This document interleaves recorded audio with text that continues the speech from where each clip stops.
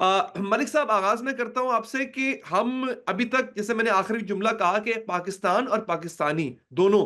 وہ ایک سمت کی تلاش میں ہم ابھی تک اپنی سمت کا تعین نہیں کر پائے ہم اپنی آئیڈینٹی کرائسس کا بھی شکار ہیں ایک طرح سے وجہ کیا ہے سر اس کی دیکھیے علی حیدر صاحب بنیادی بات تو یہ ہے کہ ہم بہت سارے معاملات میں کنفیوزڈ ہیں میں عام ہم، آدمی کی بات بھی کر رہا ہوں عام لوگوں کی بھی اپنے میڈیا پرسنز کی بھی حکومت میں بیٹھے ہوئے لوگ بھی اس کی وجہ یہ ہے کہ ہمارے ہاں سے اکثر آوازیں اٹھتی ہیں اور جو دہشت گردی کے واقعات میں جب اگر مگر کی باتیں ہوتی ہیں تو اس سے آپ اندازہ لگا سکتے ہم، ہیں کہ ہم کتنے سیریس ہیں اور اس سنجیدہ ایشو کے حوالے سے پاکستان کو ٹیررزم کا سامنا ہے اور ہم اس دہشت گردی کی جنگ میں بڑی قربانیاں دیتے چلے آ رہے ہیں اور اس دہشت گردی کی جنگ میں ہمارے جوان شہید ہوئے ہمارے پولیس کے جوان شہید ہوئے فوج کے جوان شہید ہوئے سینئر افسران شہید ہوئے شہریوں نے قربانی دی جگہ جگہ اس ملک کے اندر دھماکے کیے گئے آپ کو یاد ہوگا ایک زمانے میں درباروں پر گلیوں میں شاہراہوں میں بازاروں میں یہ دھماکے جی ہوتے رہے اور معصوم جو پاکستانی ہیں وہ جان دیتے رہے لیکن اس کے باوجود آپ کو نظر آتا ہے کہیں نہ کہیں سے اگر مگر کی آواز آ جاتی ہے یہ ہوا جی 79 میں یہ ہوا کوئی قومیں جو ہیں وہ دہشت گردی سے لڑتے ہوئے اگر مگر کی بات نہیں کرتی وہ بلیم گیم نہیں کرتی صحیح وہ یہ نہیں سوچتی کہ جعفر ایکسپریس کے اوپر حملہ ہوا ہے تو ہم کہیں جی کہ جی وہاں سیکورٹی کیوں نہیں تھی جی ٹرین کے اوپر فوج کیوں نہیں بٹھا دی گئی تھی پوری اور ٹرین کو جو ہے وہ اس طریقے سے کیوں نہیں کیا گیا تھا دہشت گردی ایک بڑا خطرناک جو ہے وہ آپ کے لیے چیلنج ہوتا ہے اس سے نمٹنے کے لیے پوری قوم پورے ادارے ایک یکسوئی نظریاتی طور پہ ہوتے ہیں اور آئیڈیالوجی کے طور پہ اگر آپ یہ طے کر لیں کہ جو شخص بھی کسی شخص کی جان لینے نکلا ہے بندوق اٹھا کر نکلا ہے اور وہ بندوق بردار بن گیا ہے وہ ریاست کا دشمن ہے ریاست کا مخالف ہے یہ جو حقوق ساتھ میں لانے کی بات کر دی جاتی ہے جی وہ محرومیاں ہیں جی بڑی محرومیاں آپ کی بھی ہو سکتی ہے میری بھی ہو سکتی ہیں امیر عباس صاحب کی ہو سکتی گلی محلے میں کام کرنے والے شخص کی محرومی بھی ہو سکتی ہے یہ دنیا کا نظام ہے کہ دنیا کبھی ایک سطح پہ رہنے والے لوگ نہیں ہوتے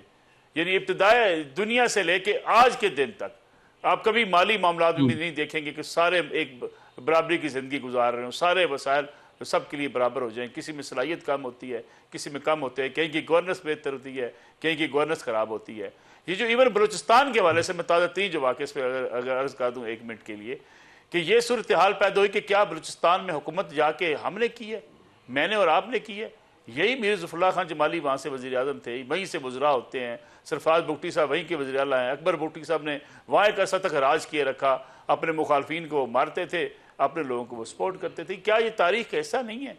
اور اگر ان کو پیکج دینے کے لیے ہم نے بارہا زرداری صاحب نے 500 ارب روپے کا پیکج دیا تھا پیسے وہاں سے پکڑے جاتے ہیں گھروں کے سیکٹریز کے دفاتر میں سے یہ کون لوگ ہیں کوئی امریکہ سے تو نہیں آئے ہوئے انڈیا سے تو نہیں آئے ہوئے وہاں کے لوگ ہیں اگر مسائل حل کرنے ہیں تو انہوں نے مل بیٹھ کے حل کرنے تھے حکومتوں کی کارکردگی بہتر کرنی تھی تو وہیں کی لیڈرشپ نے کرنی تھی یہ سارے بہانے ہیں کوئی نا احساس محرومی کا تعلق ہے اس کے ساتھ جس نے بندوق اٹھا لی ہے عام شہری کو مارنے پہ تولا ہوا ہے اس کا کسی جو ہے وہ احساس محرومی سے کوئی کیا تعلق یہ نہیں سوال تو یہ ساری ہم نے پوچھا چیزیں جانا مکس کر چاہیے کے نا سر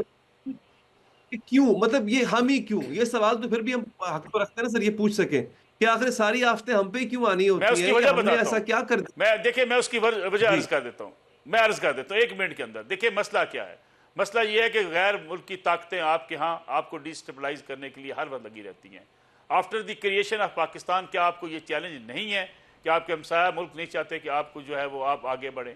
آپ کے جو دیگر ممالک ہیں جو آپ کے مخالف گروپ ہیں جو یہ سمجھتے ہیں کہ پاکستان کو ہم نے ڈیسٹیبلائز کر کے اپنے مقاصد حاصل کرنے ہیں وہ ہر وقت کام کرتے رہتے ہیں بلوچستان سے بھاگا ہوا شخص اگر سوئٹزرلینڈ میں یو کے میں اگر دنیا کی ساری مال و دول لے کے عیاشی کر رہا ہے تو اسے پوچھا نہیں جانا چاہیے کہ ان کو پیسے وہاں پہ کون دے رہا ہے سوال یہ ہے کہ ہمارے یہاں سے جو آوازیں اٹھتی ہیں مجھے افسوس ان پہ ہوتا ہے مارنگ بلوچ کو نوبل ایوارڈ ملنا چاہیے ایسی آوازوں کو کبھی آپ نے آسیہ اندرابی کے حوالے سے سنا کہ جس نے ساری عمر کشمیر میں جیلوں میں گزار دی ایک آواز ہی اٹھ جاتی ہے کہ کہتے جی اس نے بھی بیچاری نے ساری عمر جیل گزاری ہے کوئی بندوق نہیں اٹھائی ایک نہتی خاتون ہے وہاں کشمیریوں کے حقوق کے لیے آواز اٹھاتی ہے ساری عمر ہندوستان کی جیلوں میں بند رہی وہاں آواز نہیں اٹھتی یہاں ہم پتہ چلتا ہے اور جو دہشت گردی کے واقعات ہوتے ہیں ان کی مذمت کرتے ہوئے ہم شرماتے ہیں اس کا مطلب یہ ہے کہ ہم دہشت گردوں کے ساتھی ہوتے ہیں ٹھیک ہے